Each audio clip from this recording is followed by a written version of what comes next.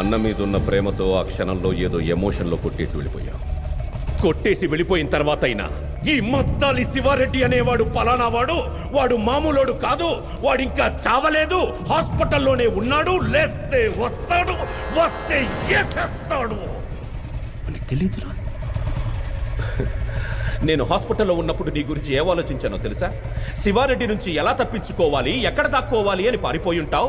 నిన్ను పట్టుకోవడానికి ఎక్కడెక్కడ వెతకాలి, ఎన్ని రోజులని వెతకాలి అని ఆలోచించాను.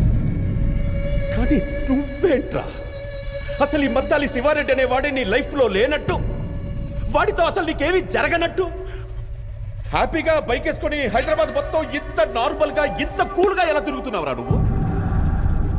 ఎవరు సార్ మీరు? ఎవరు సార్ మీరు?